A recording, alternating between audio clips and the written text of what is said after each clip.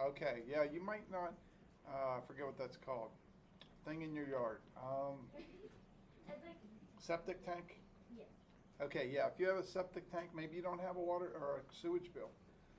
So with that, when you flush your toilet, it'll go through a system of purifying the water, then it goes out into the yard. And it just kind of, there's a leach bed and the leeches just eat up the waste. Some people have that, and that's good because you don't have a sewage bill.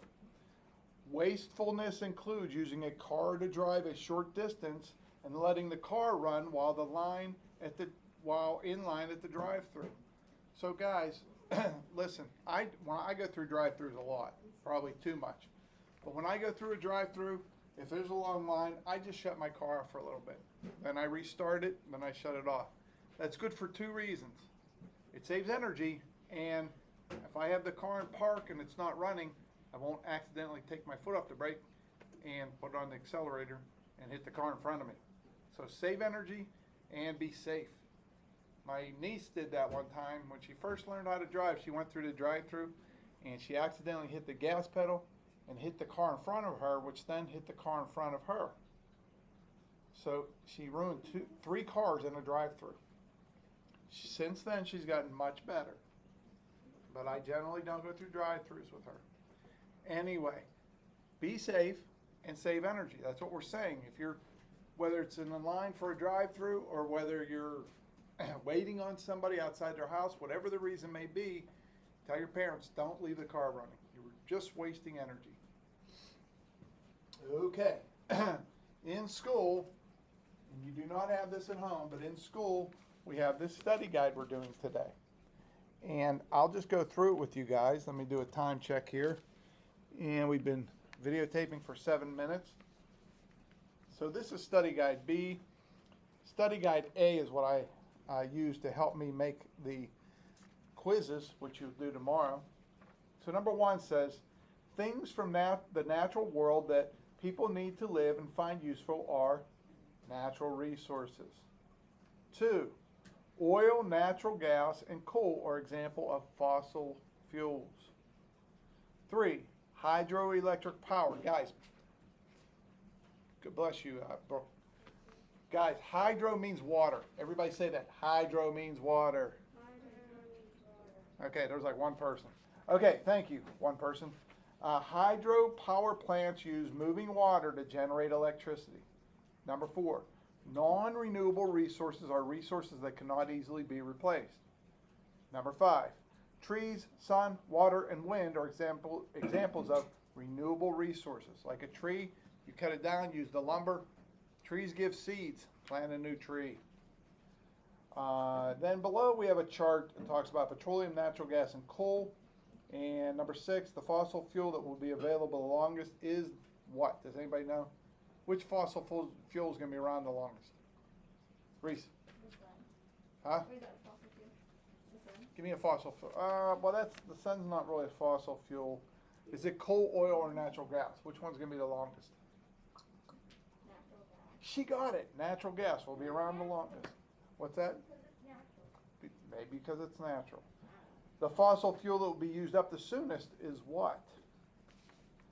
Who knows? Yes. What's that? Oil. Well, it's not oil. That's not going to be around very long. But we dig it from the ground.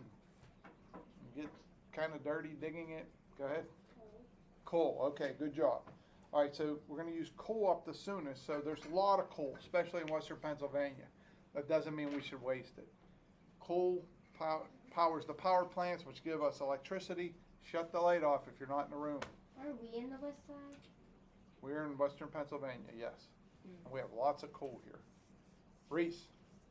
My mom told me people wanted to dig on our land because we thought like we had like oil or coal in our like ground, and she was gonna say yes, but then she was like, no, I'm pregnant, like I don't want when they're digging, when they're digging my baby's gonna be sleeping, then I'm gonna be tired. Yeah. And also, is my dad a bad person because he chopped down like 5 huge trees, and then he's using his sawmill for it. Okay, you're not a bad person if you chop down trees.